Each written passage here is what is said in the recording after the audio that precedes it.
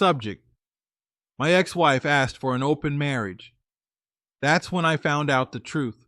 Hello, True Story. My name is Gabriel. Honestly, I never thought I'd be the type of man to write into a YouTuber about relationship drama, but after everything I've gone through, I think maybe somebody out there needs to hear it, or maybe I just need to get it all off my chest and finally put it behind me.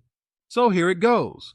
This is the story of how my ex-wife asked me for an open marriage, which led to me finding out the real truth about what she had been doing behind my back. How I met my ex-wife.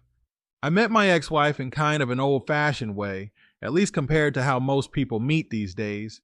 It wasn't through dating apps or social media. It was actually through my sister.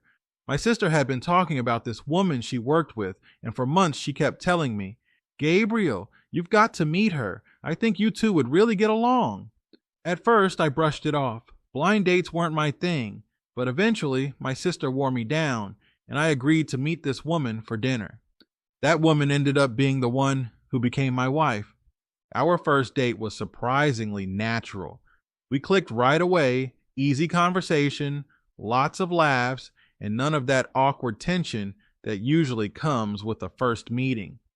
I remember thinking to myself, maybe my sister was right. Maybe this could be something real. And it was. We started dating consistently and things moved pretty quickly. Within a year and a half, I proposed. By 2 years in, we were married. At the time, it felt like everything lined up perfectly. We weren't rich, but we were happy. We built a life together. Small apartment, shared dreams, plans for the future. I thought I had found my person. The good years. The early years of our marriage were solid. We laughed a lot, traveled a little, and built the kind of simple life most people would want.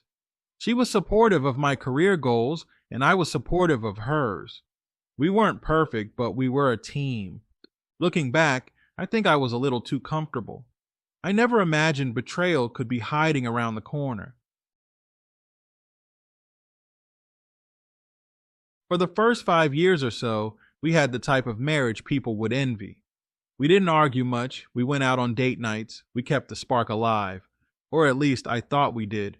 The job changed. Things shifted when she started a new job.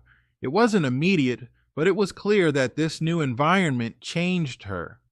Suddenly, she was staying late at work more often.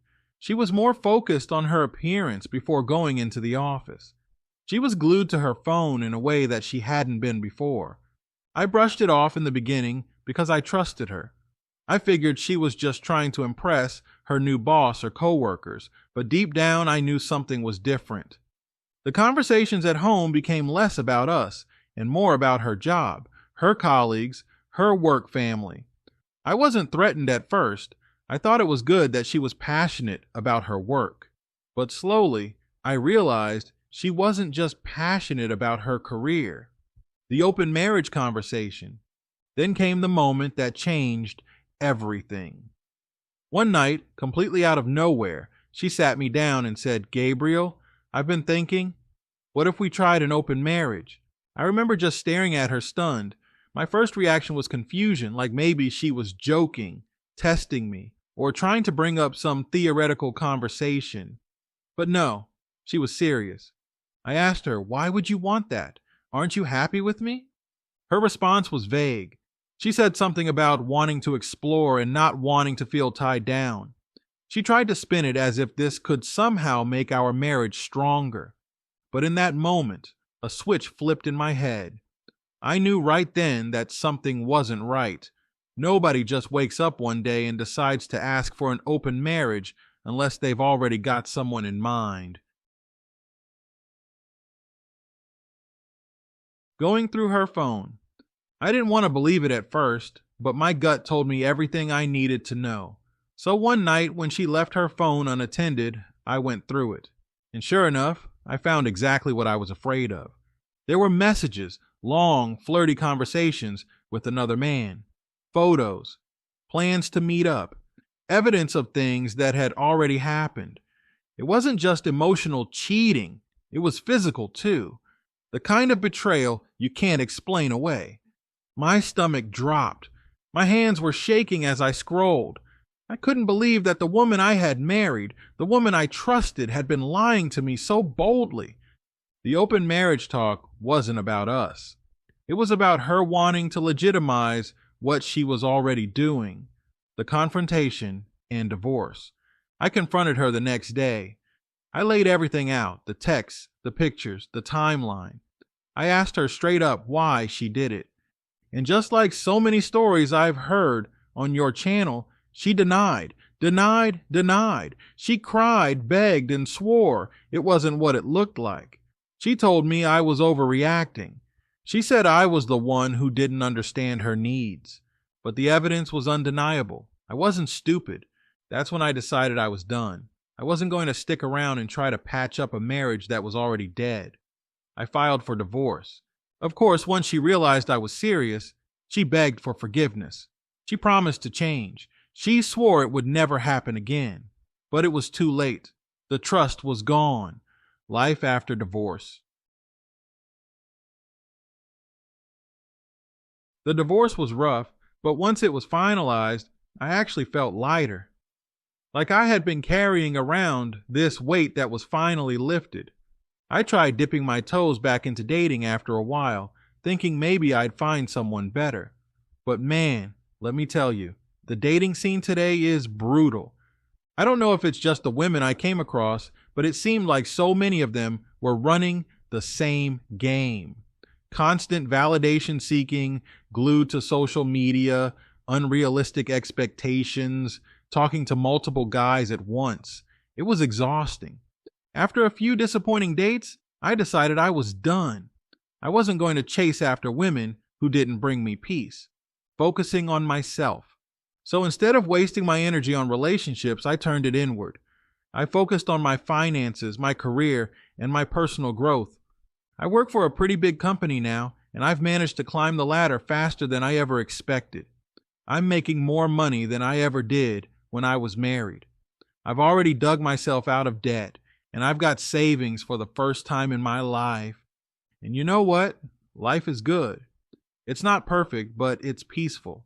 I don't have to worry about betrayal, lies, or arguments. I do what I want, when I want. I've realized that being alone isn't the end of the world. It's actually kind of liberating. Where I stand now. Right now, relationships aren't on my radar. Maybe one day I'll give dating another shot, but I'm not in any rush. For now, I'd rather build wealth, travel, and enjoy my freedom. My ex thought she was trading up when she went looking elsewhere, but in the end, she lost a good man. And I found out that life goes on, sometimes better than before. Since then, a lot has happened, and I figured I'd send you a follow-up. This isn't just about what happened with me, but also how my sister got dragged into all of this. My ex-wife didn't just betray me, she also tried to manipulate the people around me, including the very sister who introduced us in the first place. My sister's guilt. When I first told my sister about the divorce and why it was happening, she felt awful.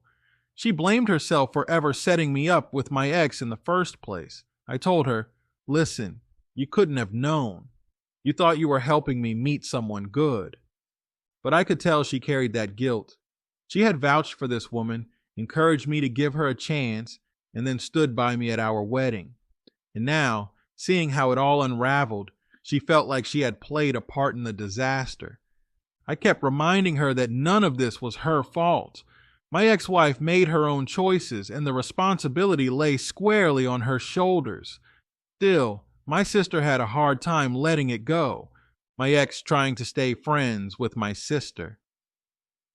After the divorce, my ex didn't just fade quietly into the background. No, she tried to cling to connections, mainly my sister.